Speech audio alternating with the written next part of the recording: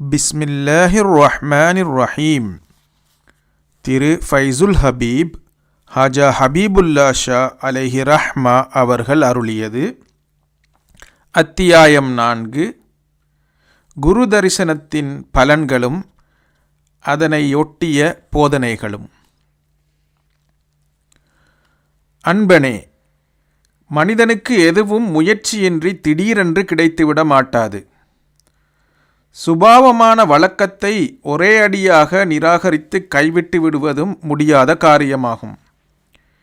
எனவே யாருக்கேனும் இஷ்கே இலாஹி எனும் பிரம பிரேமை இருந்தால் அன்னவர் அந்த பாதையில் நேரிடும் இடுக்கண்களை களைந்து எறிய வேண்டும். சில நாட்களில் வழி சுலபமாகி பழக்கம் ஏற்பட்டுவிடும். கஷ்டங்களும் நிவர்த்தியாகிவிடும். நஃப்சுடன் போராட்டம் புரிவதும் அதன் இச்சைகள் நிறைவேறாமல் செய்வதும் இந்த பாதையில் அதற்கு மகத்தான அனுகூலத்தை தரும். இந்த பாக்கியத்தை அடையப் பெறுபவன் இறைவனின் மறைவான பேருதவியை பெற்றவனாவான். அவன் கடைந்தேறுவதும் உறுதியாகிவிடும்.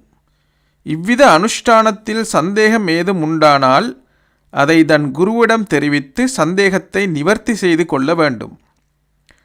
முஜாஹதா நஃப்சுடன் போர் புரிதல், ரியாதத்து அப்பியாசம் செய்தல் என்பன முரீதுகளுடைய இலக்கல்ல. எனினும் அவற்றின் உதவியுடன் கல்பை கார்மானம் பெறச் செய்து சம்பூர்ணமாக்குவதுதான் முடிவான லட்சியமாகும். மேலும் நப்சின் இச்சையின் பக்கம் கல்பை இழுத்துச் செல்ல விடாமல் தன்னை காப்பாற்றிக் கொள்வதே நாட்டமாக இருக்க வேண்டும். முராதத் எனப்படும். ஏனெனில் நஃப்சின் இச்சைக்கு நாம் வசப்பட்டால் அது நம்மை நற்செயல்களிலிருந்து தூரமாக்கி தீய செயல்களின் பக்கம் இழுத்துச் சென்று விடும். ஆகவே நஃப்சின் இச்சைகளிலிருந்தும் ஷைத்தானுடைய ஊசலாட்டங்களிலிருந்தும் நம்மை விலக்கிக் கொள்வதுதான் நஃப்சுடன் போரிடும் பெரிய ஜிஹாத் ஆகும். இயன்றவரை நஃப்ஸை பலகீனப்படுத்தி அடக்கி தன் நாட்டத்தை அடைய முடியுமாயின் அதுவே வெற்றியாயிருக்கும். இல்லையேல் இன்னும் இலட்சிய சித்தி அடையவில்லை என்றுதான் அர்த்தம். ஷேகின் முன்னர் தன் உள்ளமை ஒன்றுமில்லை என்ற நிலைக்கு வந்துவிட வேண்டும். தன் உடல் பொருள் ஆவியால் ஷேகுக்கு பணியாற்ற வேண்டும். ஷேகு தன் சீடர்களிடையே நபியை போன்றவராவார் என்று ஹதீஸிலே வந்திருக்கின்றது. அஷ்ஷேகு ஃபி கௌமிஹி கன் நபியு ஃபி உம்மத்திஹி. உம்மத்துக்குள் நபி இருப்பது போல சீடர்களுக்குள் ஷேகு ஆவார். அவரிடமிருந்து மறுமையின் தேவையை தேட வேண்டும். இம்மையின் பயன் எதையும் அவரிடமிருந்து நாடக்கூடாது. அவர் முரீதின் முன்னர் இருப்பதையும் இல்லாமல் இருப்பதையும் சமமாக பாவித்து அவருக்குரிய மரியாதையை தந்து வர வேண்டும். முரீதானவர் தமது வெளிரங்கத்தில் ஷரியத்தின் சட்டத்திட்டங்களை கடைபிடித்து நடந்தும் அந்தரங்கத்தில் தரீக்கத்தின் அனுஷ்டானங்களை கடைபிடித்தும் அழகாக்கிக் கொள்ள வேண்டும். புறம் பேசுவதையும் விகற்பங்களையும் விட்டு விலகிக்கொள்வது அவசியமாகும்.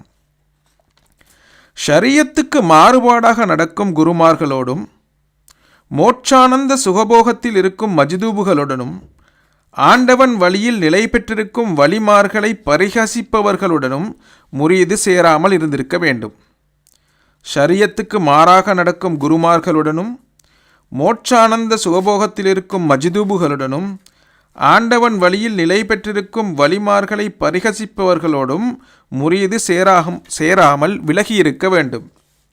தினந்தோறும் அல்லது வாரம் 2 தடவை முரீதீன்களாகிய சிஷ்ய சகோதரர்கள் ஒன்று கூடி தம் குருமார்களின் ஷஜராவை ஓதி ஃபாத்திஹாவை சவாபு செய்து ஃபாத்திஹாவின் சவாபை ஷஜராவில் குறிப்பிட்டுள்ள ஷேகுமார்களின் ஆத்மாவுக்கு எத்தி வைக்க வேண்டும். இப்படி செய்து வருவதால் முரீதுகளுக்கு ஆத்மஞான பலன் அதிகரிக்கும். அன்வாரே சர்மதி எனப்படும் அல்லாஹ்வின் ரஹ்மத் இடைவிடாது அவர்களின் இதயங்களில் இறங்கிக் கொண்டிருக்கும். மேலும் பலர் சேர்ந்து ஷஜரா ஓதுவதானது ஜமாஅத்தோடு தொழுவதையும் சுலூக்குடைய பாதையில் பலர் சேர்ந்து பிரயாணம் செய்வதையும் போலாகும். தனித்தனியே வழி நடப்பதை விட கூட்டாளிகளுடன் சேர்ந்து பிரயாணம் செய்வதில் எவ்வளவு நன்மை இருக்குமோ அதே போலத்தான் இந்த பாதையில் நேரிடும் இடையூறுகளை தவிர்ப்பதில் கூட்டமாக சேர்ந்து சஜரா ஓதுவதும் உதவியாக இருக்கும் என்பது தெளிவு.